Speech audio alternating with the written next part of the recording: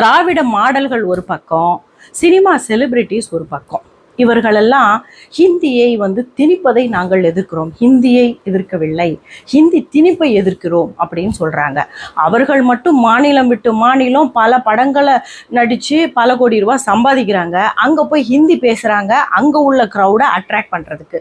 ஆனா தமிழகத்துல மட்டும் நாங்கள் ஹிந்தி திணிப்பை எதிர்க்கிறோம், ஹிந்தி வேண்டாம் போடான்னு ஒரு டிஷர்ட்டை போட்டு காமிச்சிடுறாங்க. நாம அதையெல்லாம் ஐயோ தலைவரே சொல்லிட்டாரு, நம்ம ஹிந்தியை நாம எதிர்க்கணும்னு சொல்லி நாம கூட்டமா கிளம்பிடுறோம். இந்த தமிழகத்துல பல கோடி மக்கள் பல மொழிகளை தாய்மொழியாக கொண்டவர்கள் இருக்கிறார்கள். மலையாளம், தெலுங்கு, ஹிந்தி, இந்த மாதிரி.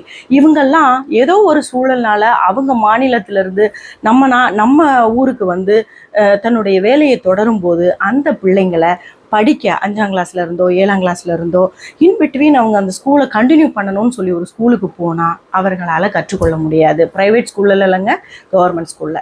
அப்படிப்பட்ட பிள்ளைங்க லாங்குவேஜ் இஷ்யூனால அவர்களுக்கு ஆப்ஷன் இல்லாதனால படிக்க முடியாமல் திணறிக்கிட்டு இருக்காங்க. அப்படிப்பட்ட நம்ம மாநிலங்களை நாடி வந்த பிறமொழிக்காரர்களுக்கு இந்த மும்மொழி கொள்கை வசதியாக இருக்கும். அதை தான் தேசிய மாடல் நமது மோடி ஐயா கொடுக்குறாரு. அதை வேண்டாம் அப்படின்னு சொல்கிறாங்க இந்த திராவிட மாடல்.